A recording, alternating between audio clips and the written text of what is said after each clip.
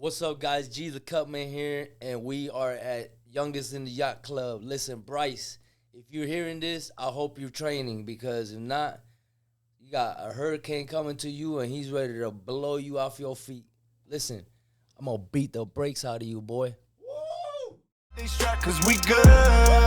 We good. You know we good. We good. You know we good. We good. You know we good. We good. You know we good. Boy, how you out? You running your mouth. Got a square running in circles. He been chasing the cloud. Youngest in the Yacht Club, I am Vince Serrano. Today's guest, we are not playing no games, okay? Youngest in the Yacht Club, we like sports, fitness, health, and wealth. We got Guillermo Perez, or Gee the Cutman, here from BKFC. What's up, my guy? What's up, my boy? Bruh, appreciate you for being here. Thank you for having me. Yeah, my guy. I want to get right down to business, man. Who is Gee Perez, the Cutman? Man, Gee Perez was made in a small town in Cuba called Sagua Grande, Cuba. He got here in 1995 on a raft with his dad and parents. His dad told him that we're going on a boat trip. And then next thing you know, I'm in the ocean floating for a week and 3 days, 24 hours to live. What? Yeah, and then, U.S. Coast Guard, they got us in the middle of the ocean. They took us back to Guantanamo Bay. And I was there till, maybe September or so. And they detected a hernia in my umbilical, so they had to do emergency surgery. So, that's how I got here on the plane. Man, that sounds like a trip. Yeah, man. But it's serious though. You know what I'm saying? It's serious. So you were born in Cuba. I was born in Cuba, yes. And then you came here. How was it when you got to the States after the surgery and stuff? I mean, it was difficult for me because I didn't know no English. I had to learn the culture. I had to learn to read and write English. It was a whole brand new thing again. So for me, it was a little difficult, but we managed to learn, the American way. And, and I started boxing at a young age, 8 years old. Had my first amateur fights at 10. And then we went from there. I got 35 amateur fights, 1 pro boxing fight, and now 3-0 in Bare Knuckle. In Bare Knuckle, man. Bro, I got to ask a couple questions, man, because, we're going to have a lot of people be like, "Dad, that boy crazy." What made you want to get into, combat sports? Well, as a young age, I was, like I said, I was the only Spanish kid in the school, and then I didn't know no English. I wore glasses. I was a little nerdy kid, For sure. So I used to get bullied a lot, and then I had glasses too, bro. And then they used to take my money, and I used to go home mad, sad, and then my dad's like, "Yo, what's up?" I was like, "Yo, they're taking my money." And he was like, "This ain't gonna happen." So he put me in boxing. He introduced me to boxing gloves at 8 years old. Wow. Yep, and then we used to train. He used to help me out, and that's how I got into the comeback sports. So basically, to defend yourself from 100%. bullying and stuff like that. 100%. Yeah. And then what? Okay, so because we putting our kids in that for the same reason. But what made you want to take it even further? Like say, hey, look, I could really do this. I could do this. I mean, I felt by me continuing to fight, it kind of helped me.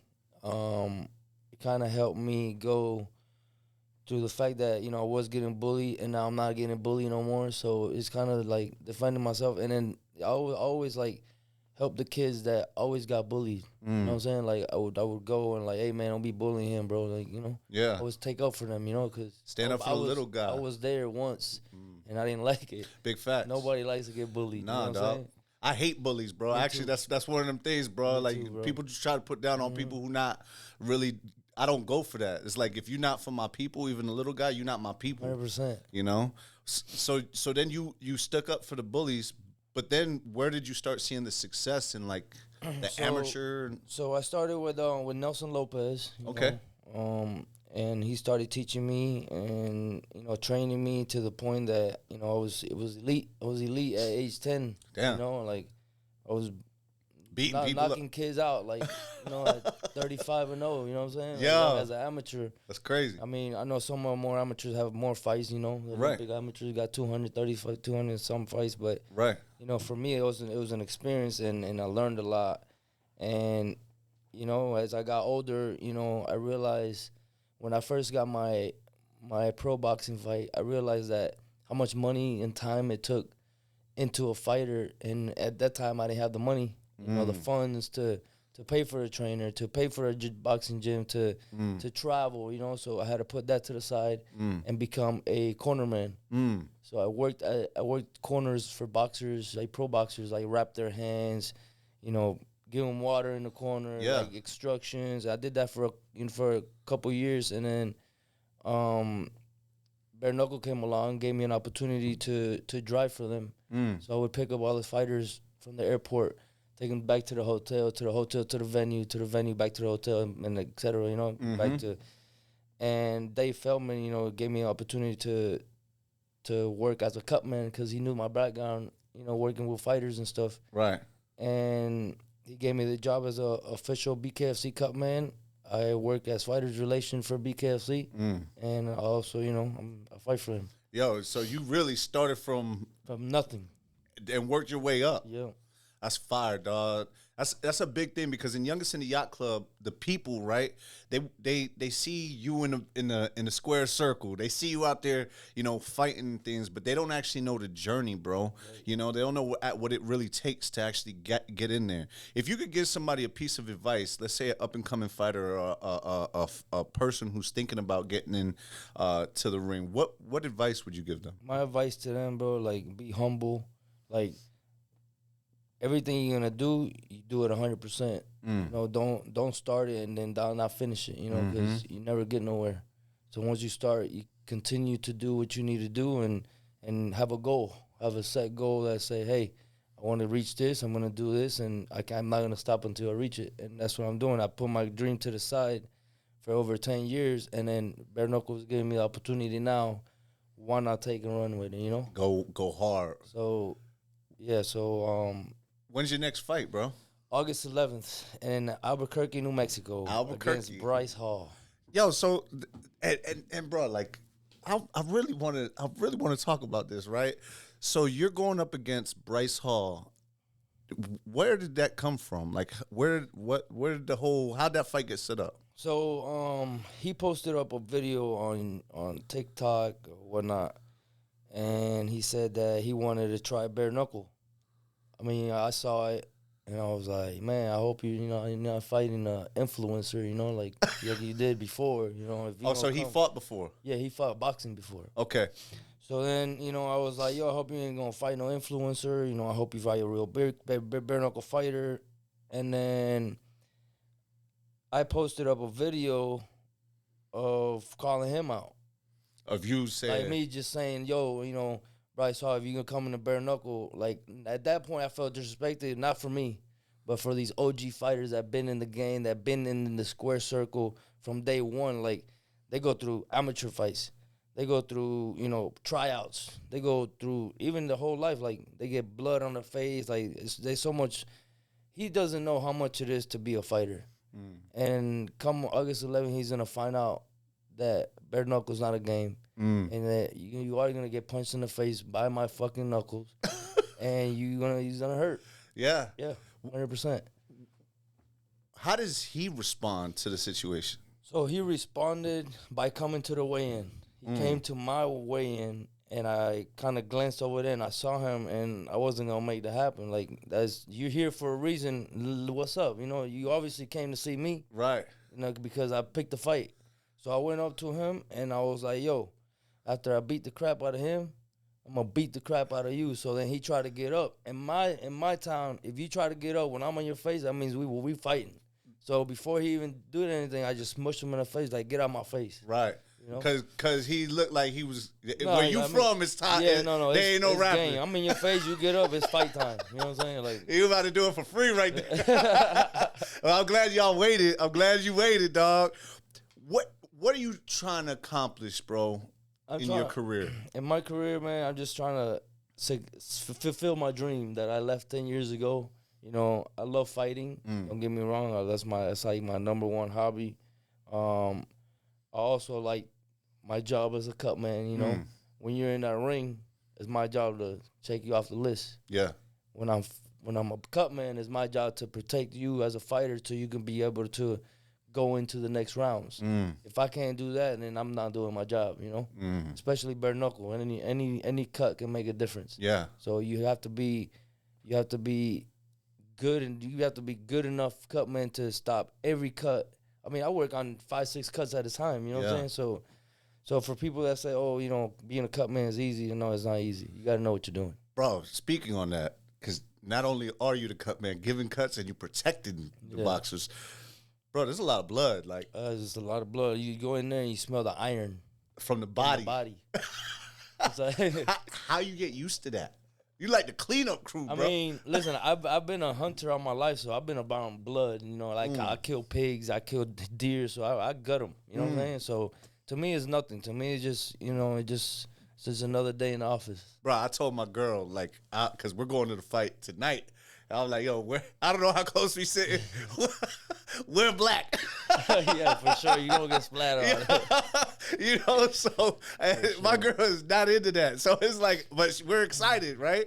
But, you know, combat sports, it's a real thing, you know. It's part of the game, especially bare knuckle. That's where the roots came from, you know. You were in the street fight, that's bare knuckle. Like, even when we were kids, like, you fight in school, that's bare knuckle. That's bare knuckle, you know what I'm saying? So it's like, so I relate to it because I used to fight a lot to defend myself. So, you know, when bare knuckle came around, I was like, hey, this is easy. I can do this. This is normal, everyday life. It's like an everyday life thing.